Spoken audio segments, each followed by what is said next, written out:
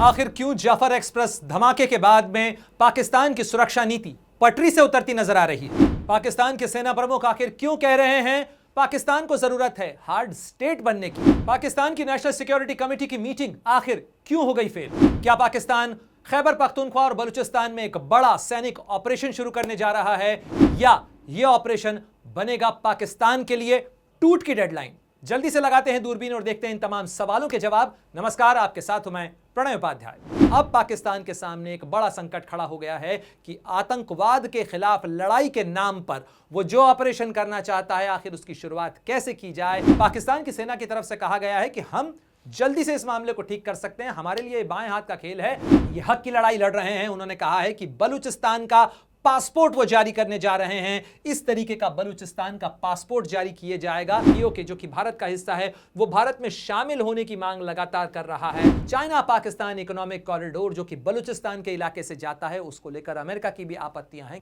पाकिस्तान में जाफर एक्सप्रेस पर जिस तरीके से बलूच विद्रोहियों ने हमला किया था और साथ ही 450 से ज्यादा पैसेंजर्स को, यात्रियों को बंधक बनाया था, जितने घंटे ये बंधक संकट चला था, वो सारे तथ्य आप जानते हैं।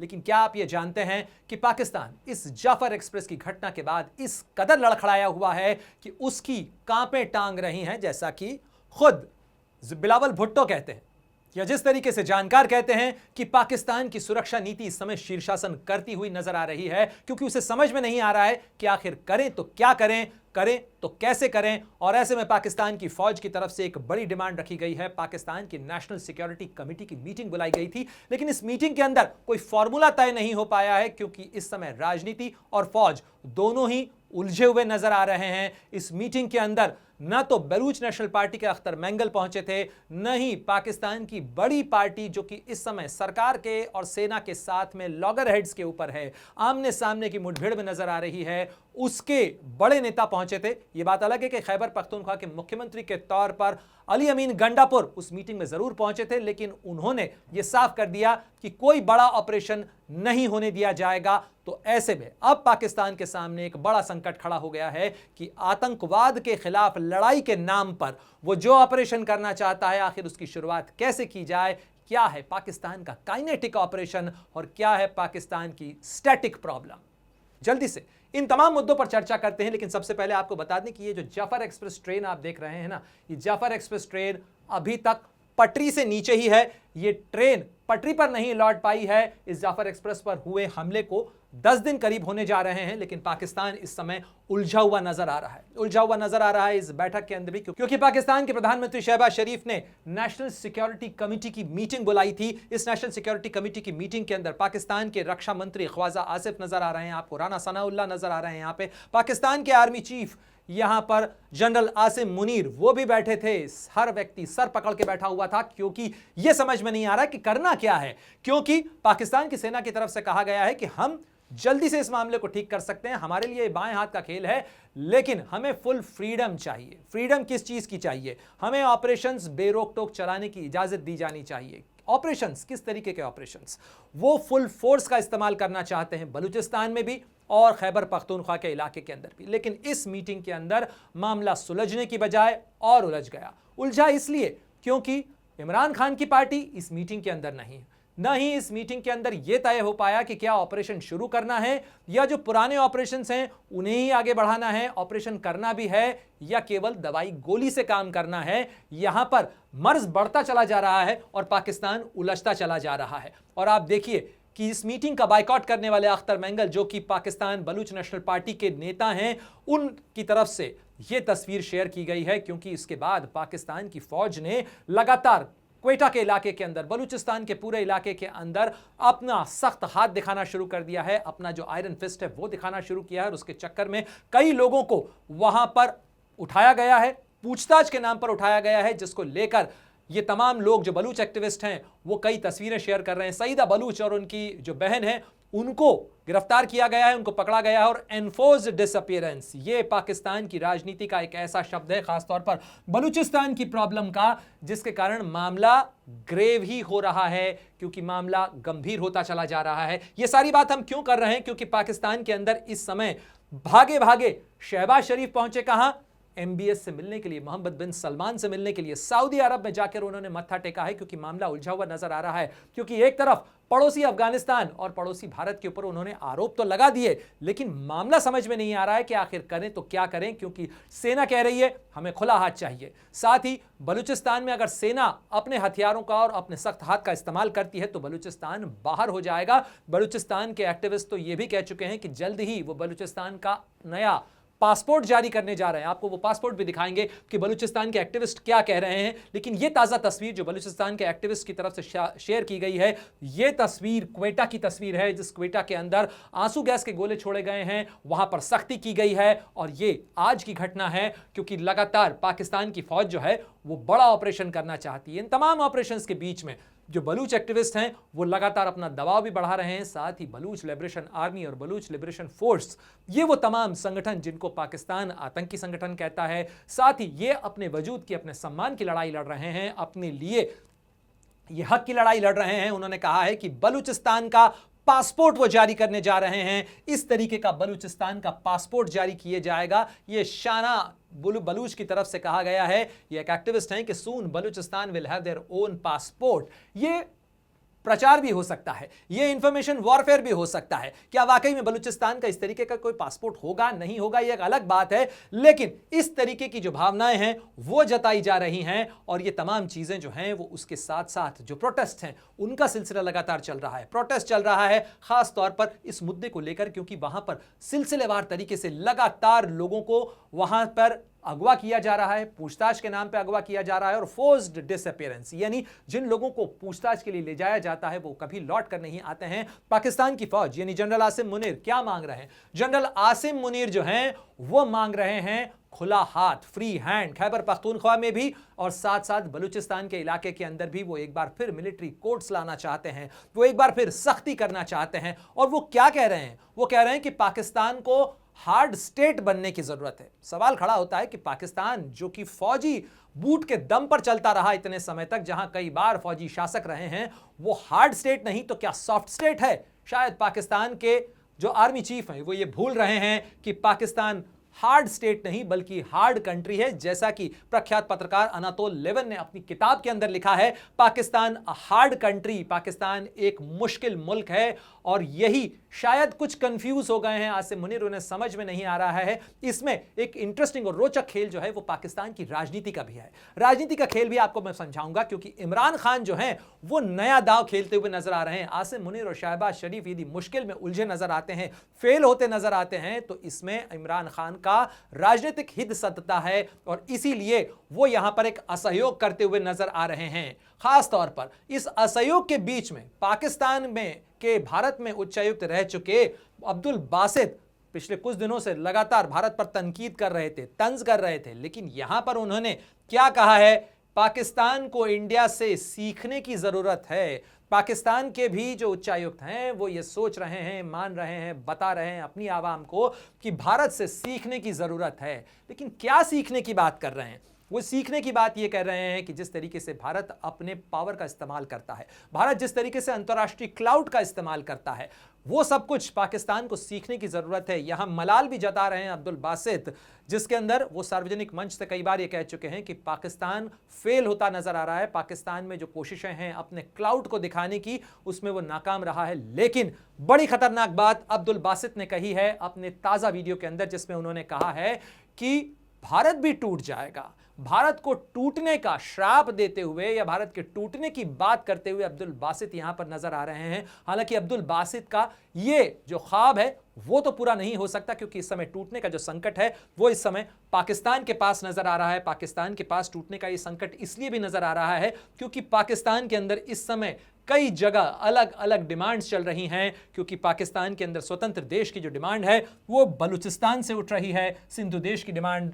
जो है वो यहाँ पर सिंध के इलाके के अंदर उठ रही है। साथ ही पीओके जो कि भारत का हिस्सा है वो भारत में शामिल होने की मांग लगातार कर रहा है। ऐसे में पाकिस्तान अगर बचता है तो शायद वो पंजाब के इलाके में बच जाएगा। और अब्दुल बासित ने तो यह तक कहा कि भारत का जो पंजाब है, आप देखिए जम्मू कश्मीर के ऊपर दावा जताने, जम्मू कश्मीर की बात तो वो कर ही रहे थे, लेकिन अब अब्दुल बासित जो कह रहे हैं, जो कि भारत में उच्चायुक्त रहे हैं, पाकिस्तान के लोगों को भारत से सीखने की सलाह दे रहे हैं, वो बड़ी खतरनाक बात कर रहे हैं। वो कह रहे हैं कि पंजाब जो कि भारत का इलाका है, भारत का राज्य है और भारत को उस पर गर्व है, वो भारत के पंजाब को कह रहे हैं कि भारत का पंजाब तो पाकिस्तान के पंजाब का ही हिस्सा होना चाहिए। यानी अपना घर संभाला नहीं जा रहा है, अपना घर टूट रहा है, लेकिन ऐसे में भी मंसूबे हैं दूसरे का घर तोड़ने के, भारत का घर तोड़ने के। यही पाकिस्तान की प्रॉब्लम है, जिसको लेकर भारत की तरफ से सख्त बयान दिया गया है। भारत की तरफ से क्या कहा गया है इस मामले पर, और भारत के विदेश मंत्रालय के प्रवक्ता रणधीर जायसवाल का तीखा और तंज भरा बयान क्या है, वो भी मैं आपको दिखाऊंगा। लेकिन आगे बढ़ते हुए बात करते हैं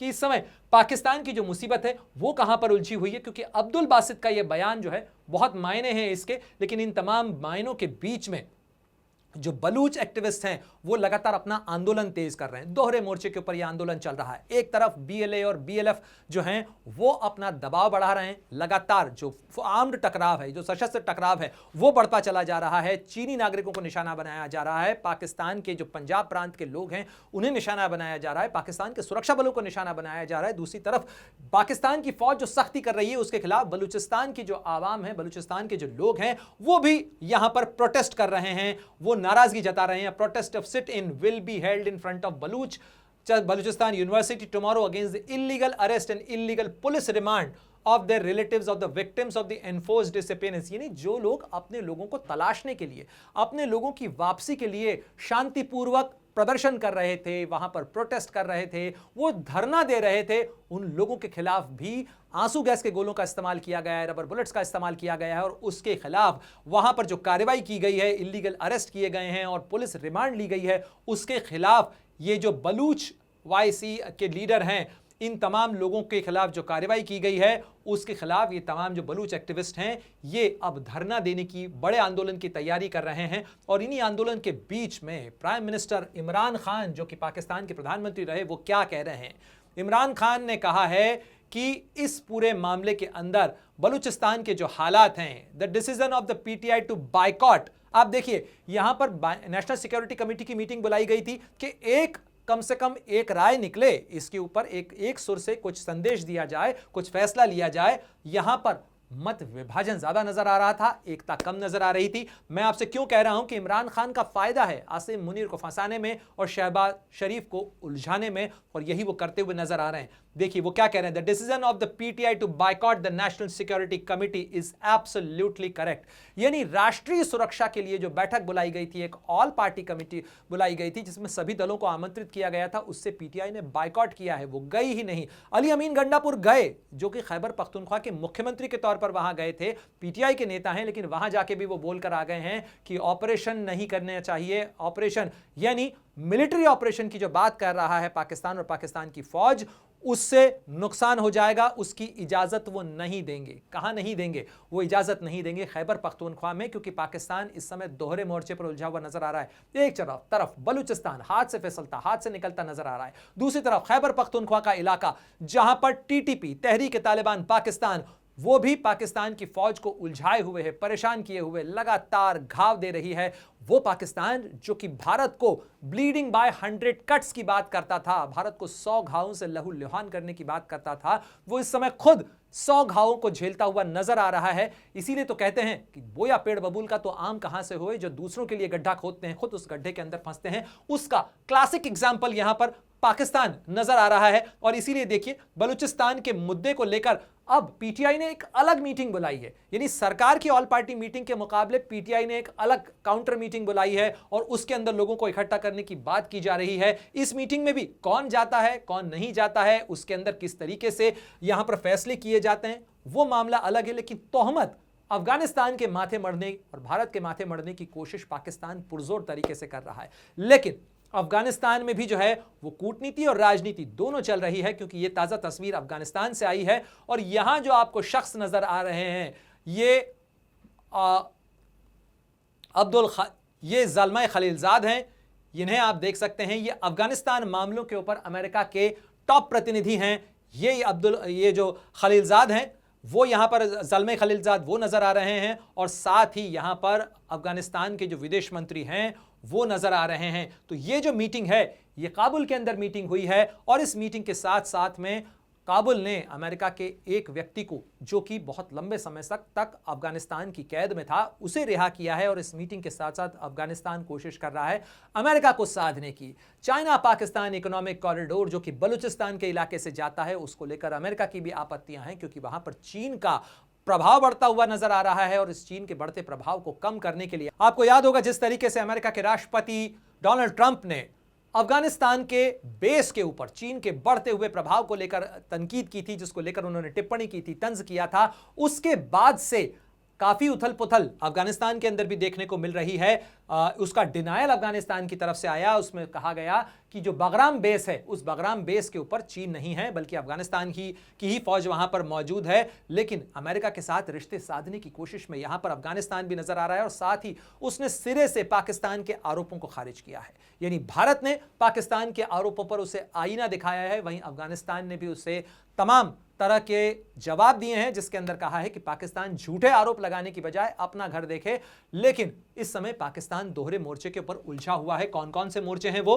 पहला मोर्चा है उसके लिए खैबर पख्तूनख्वा का ये इलाका, क्योंकि ये अफगानिस्तान की सीमा से लगता हुआ इलाका है और इस इलाके के अंदर ये जो डूरंड लाइन है, इस डूरंड लाइन को लेकर भी उसकी सारी समस्याएं हैं। इस डूरंड लाइन को वो अंतर्राष्ट्रीय सीमा बनाना चाहता है और किंग जहीर शाह के समय से लेकर अभी तक, चाहे जहीर शाह का राज हो चाहे तालिबान का राज हो, अफगानिस्तान इसे नकारता रहा है। और इस डूरंड लाइन के कारण पाकिस्तान और अफगानिस्तान के रिश्तों में एक हमेशा तलखी रही है और साथ ही तहरीक तालिबान पाकिस्तान के साथ में पाकिस्तान का टकराव बढ़ रहा है और इस बढ़ते हुए टकराव के बीच में पाकिस्तान इस मोर्चे पर भी उलझा हुआ नजर आ रहा है। ऐसे में पाकिस्तान की जो मुश्किलें हैं उसका हल निकालने के लिए कोशिशें की जा रही हैं कि किसी तरीके से जो है वो बात बन जाए, किसी तरीके से जो है वो रास्ता निकल जाए। और इसीलिए शहबाज शरीफ पहुंचे थे वहां मुलाकात करने के लिए, लेकिन उस मुलाकात के बावजूद किसी तरीके का कोई समाधान अभी हाथ लगता हुआ नजर नहीं आ रहा है पाकिस्तान को। और यही पाकिस्तान की सबसे बड़ी प्रॉब्लम है। और इस मुद्दे को लेकर पाकिस्तान के अपने नेता संसद के अंदर खड़े होकर बहुत सारे बयान दे चुके हैं। ये मौलाना फजलुर रहमान हैं। फजलुर रहमान मीडिया से बात कर रहे थे नेशनल सिक्योरिटी कमेटी की मीटिंग के बाद में, और उन्होंने क्या कहा जरा सुनिए वो क्या कहते हैं। ये सारी बातें जो मैंने पार्लियामेंट में की, देखिए जब मैं पार्लियामेंट में एक बात करता हूँ मैं हुकूमत का हिस्सा नहीं हूँ। मैंने बात कर ली है पार्लियामेंट में, मैंने एक मसले की निशानदही की, बेबाकी के साथ की, पूरे अपनी तहकीक के साथ की और हालात को, ज़मीनी हक़ाइक़ को बिल्कुल समझ कर की। इनको नोटिस देना चाहिए था ना कि भाई फजलुर रहमान ने ये बात क्यों की। इन्होंने तो लोग तलाश किए, जिस तरह टीवी पे आया मुझे रद्द करें, ये क्या कह दिया, ये क्या कह दिया, ये क्या कह दिया। इससे मामला हल होते हैं। अब जो मैंने कहा था वाक़यात उसकी तायद कर रहे हैं, तुम्हारे तरदीदों की तायद कर रहे हैं। हजरत मैं जानता हूँ, मैं जब बात करता हूँ, मैं जिन लोगों से बातें ले। किस बयान की बात कर रहे हैं मौलाना फजलुर रहमान? कुछ दिनों पहले यानी 17 फरवरी 2025 को पाकिस्तान की संसद में खड़े होकर मौलाना फजलुर रहमान ने कहा था कि बलूचिस्तान और खैबर पख्तूनख्वा के हालात इतने खराब हो चुके हैं, कई जिले तो ऐसे हैं कि अगर वो आज अपनी स्वतंत्रता का ऐलान कर दें, अपनी खुद मुख्तारी का ऐलान कर दें और यूएन उन्हें रिकॉग्नाइज कर दे या यूएन उन्हें रिकॉग्नाइज कर सकता है तो ये पाकिस्तान को तकसीम कर सकता है, पाकिस्तान के टुकड़े हो सकते हैं। पाकिस्तान में इस कदर हालात हो चुके हैं कई जगहों पे, कई जिलों के अंदर इस तरीके, और बाकायदा उन्होंने उन जिलों के नाम गिनाए थे पाकिस्तान के बलूचिस्तान के इलाकों के, जहां पर न तो फौज है, न पुलिस है, न पाकिस्तान का प्रशासन है। ये एक तरीके से स्वतंत्र हो चुके हैं, ये अपने आप को अलग घोषित कर सकते हैं और पाकिस्तान कुछ नहीं कर पाएगा। ये अलार्म की घंटी उन्होंने बजाई थी जाफर एक्सप्रेस की घटना के पहले, और इसी को लेकर यहां पर मौलाना फजलुर रहमान कह रहे हैं कि मेरी बात को सुनने की बजाय पाकिस्तान का निजाम, पाकिस्तान की जो सरकार है वो दूसरी तरफ मेरी बातों को खारिज करने में लगी हुई थी। ये मौलाना फजलुर रहमान कह रहे हैं, पाकिस्तान के नेता हैं, और ये पाकिस्तान की इंटरनल चर्निंग है, ये पाकिस्तान का उलझाव है। और इसीलिए ये सवाल खड़ा हो रहा है कि पाकिस्तान के अंदर क्या ब्रेकडाउन, पाकिस्तान की टूट की टाइमलाइन या डेडलाइन शुरू हो रही है, क्योंकि ऑपरेशन वो करना चाहते हैं। पाकिस्तान की फौज चाहती है कि हथियारों के जरिए बलूचिस्तान के मुद्दे को वो क्रश कर दे। पाकिस्तान की फौज चाहती कि खैबर पख्तूनख्वा के इलाके के अंदर टीटीपी के खिलाफ उसे जर्ब अज़्ब जैसा, या वज़ीरिस्तान में उसने जिस्वात के इलाके के अंदर जैसा ऑपरेशन चलाया था वैसा ऑपरेशन चलाए जाने की इजाज़त दी जानी चाहिए। लेकिन पाकिस्तान के जो हुक्मरान हैं, पाकिस्तान की जो राजनीतिक पार्टियां हैं, वो इसके लिए पूरी तरह से तैयार नजर आ रही हैं, नहीं आ रही हैं। और पाकिस्तान की राजनीति इस समय बेहद उलझी हुई और बटी हुई नजर आ रही है। और इसी बंटवारे के बीच में हर कोई चिंतित है। और आप देखिए कि अमेरिका की तरफ से भी, अमेरिका के अंदर जो दूतावास है, अमेरिका ने पाकिस्तान को लेकर जो ट्रैवल एडवाइजरी जारी की थी बीते दिनों, उसमें खास साफ तौर पर कहा गया था कि बलूचिस्तान और खैबर पख्तूनख्वा के इलाके ऐसे हैं, जो खास तौर पर फाटा के इलाके, वहां टेररिज्म के कारण immediate vicinity of the India Pakistan border और लाइन ऑफ कंट्रोल, टेररिज्म और पोटेंशियल आर्म कॉन्फ्लिक्ट के चलते अपने नागरिकों को अमेरिका की तरफ से सलाह दी गई है कि इन इलाकों में मत जाइएगा, इन इलाकों से दूर रहिएगा, क्योंकि ये बेहद खतरनाक इलाके हैं। और अमेरिका जो है वो इस चीज को लेकर चिंतित है और ये हालात वहां पर हैं। और अगर आप गिनती देखिए, हाल के दिनों में बलूचिस्तान लिबरेशन आर्मी और खासतौर बलूच लिबरेशन फोर्स की तरफ से अगर 2024 और 2025 के आंकड़ों को देखें, या 2023 और 2024 के आंकड़ों को अगर आप कंपेयर करें, तो 2024 के अंदर पाकिस्तान की जो नेशनल सिक्योरिटी रिपोर्ट है वो क्या कहती है? वो कहती है कि बलूचिस्तान के इलाके के अंदर 84% इजाफा हुआ है आतंकी घटनाओं के अंदर। साथ ही बलूच लिबरेशन आर्मी और बलूच लिबरेशन फ्रंट जो है, या बलूच लिबरेशन फोर्स जो है, उसकी तरफ से कैरी आउट किए गए अटैक्स जो हैं उसका आंकड़ा 117% बढ़ा है। साथ ही इसके अंदर 300 से ज्यादा लोग जो हैं वो इसके अंदर हताहत हुए हैं, 400 से ज्यादा लोग जो हैं वो जख्मी हुए हैं इसके अंदर। और ये ग्राफ लगातार बढ़ता जा रहा है। और इसीलिए कह रहा हूं मैं कि पाकिस्तान की फौज को, पाकिस्तान की सरकार को समझ नहीं आ रहा है कि करें तो करें क्या, जाएं तो जाएं कहां।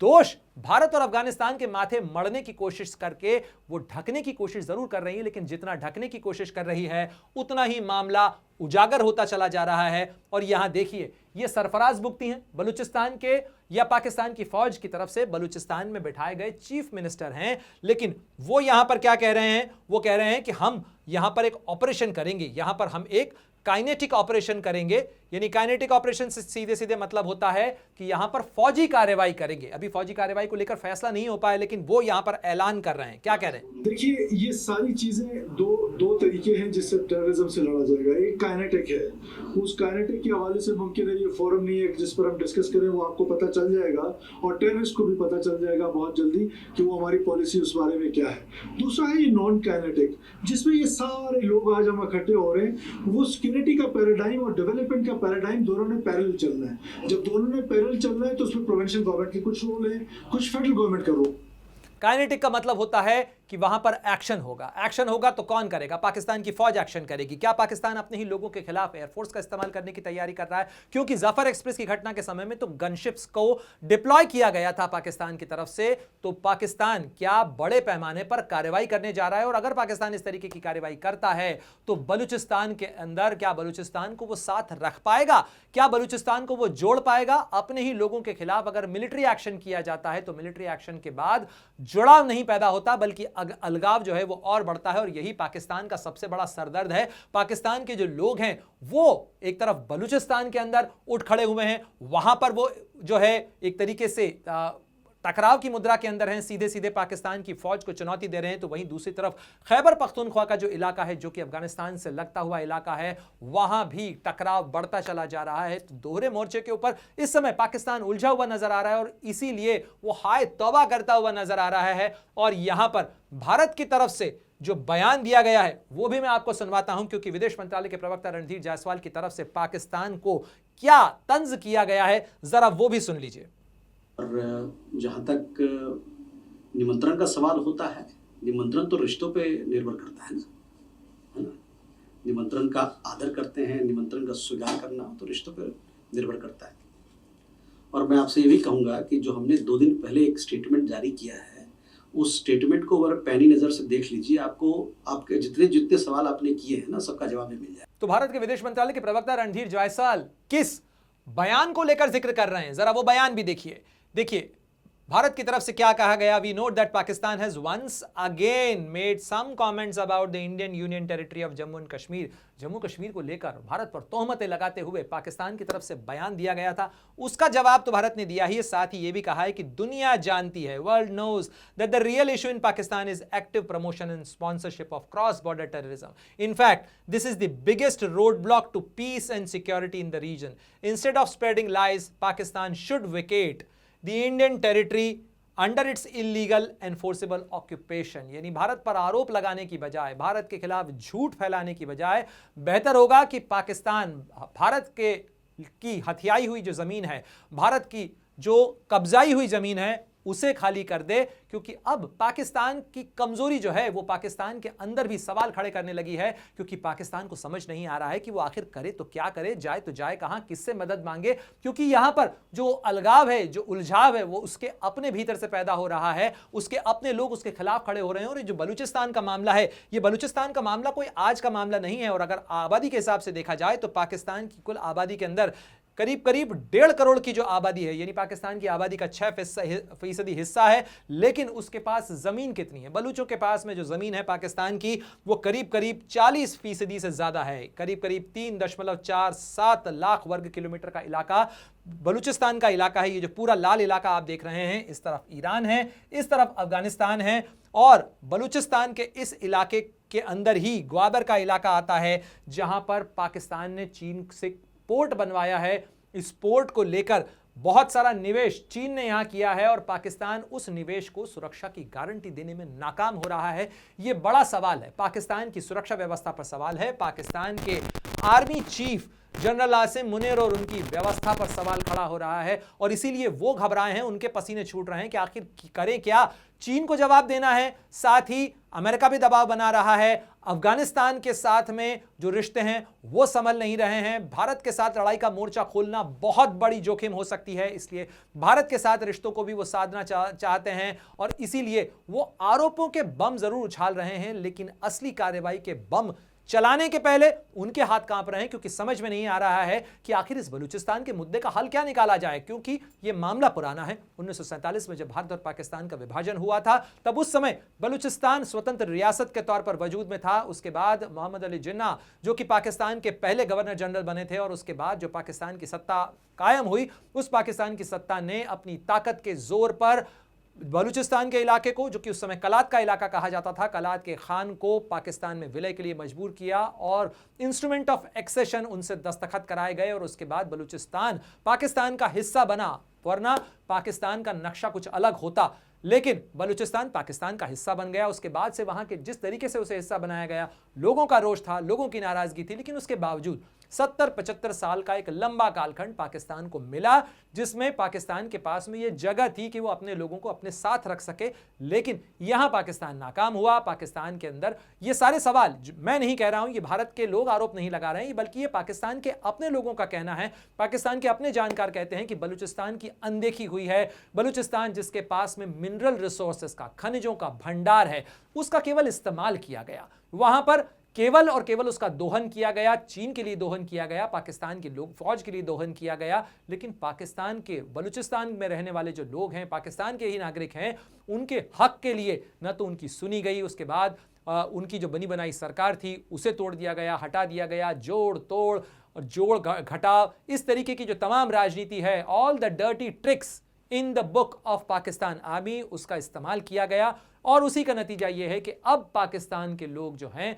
वो ये सवाल खड़े कर रहे हैं, सवाल पूछ रहे हैं, पाकिस्तान की अपनी फौज से सवाल पूछ रहे हैं, लेकिन मदद के लिए शहबाज शरीफ पहुंचते हैं, सऊदी अरब, और कहीं ना कहीं इस्तेमाल करते हैं कि भाई आप अपने क्लाउड का इस्तेमाल करिए, थोड़ा अफगानिस्तान पर दबाव डालिए, थोड़ा अमेरिका से दोस्ती करवाइए, थोड़ा अमेरिका से मदद दिलवाइए, किसी तरीके से इस हालात को संभालने के अंदर मदद दीजिए, साथ ही जो खाली हो चुका खजाना है उसको भरने में मदद दीजिए, ट्रेड करिए, इन्वेस्टमेंट करिए, एनर्जी सिक्योरिटी में हमारी मदद करिए, ताकि किसी तरीके से पाकिस्तान को संभाला जा सके, क्योंकि एक तरफ जेब खाली, दूसरी तरफ हालत पतली, तीसरी तरफ जो अलगाव है उसकी आंच बढ़ती चली जा रही है। ऐसे में घबराए हुए शहबाज शरीफ हैं, घबराए हुए आसिम मुनीर हैं, साथ ही जेल के अंदर होने के बावजूद बहुत सारी चीज़ें जो हैं वो इमरान खान भी करने की कोशिश कर रहे हैं। ऐसे में पाकिस्तान की राजनीति जो है वो इस समय शीर्षासन करती हुई नजर नहीं आ रही है। कोई नहीं जानता है कि आगे ऊंट किस करवट बैठेगा।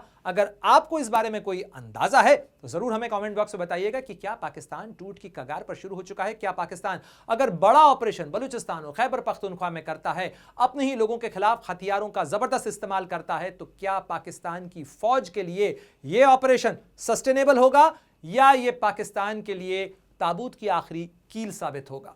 कमेंट बॉक्स में आपकी प्रतिक्रियाओं का हमें इंतजार होगा। बाकी देश दुनिया की तमाम बड़ी खबरों के लिए आप जुड़े रहिए amarujala.com के साथ। अगर आप ये वीडियो YouTube पर देख रहे हैं तो हमारे चैनल को सब्सक्राइब कर बेल आइकन दबाएं और Facebook पर देख रहे हैं तो हमारे पेज को लाइक करें। 8 मिलियन प्लस सब्सक्राइबर, आपके इस भरोसे के लिए बहुत धन्यवाद।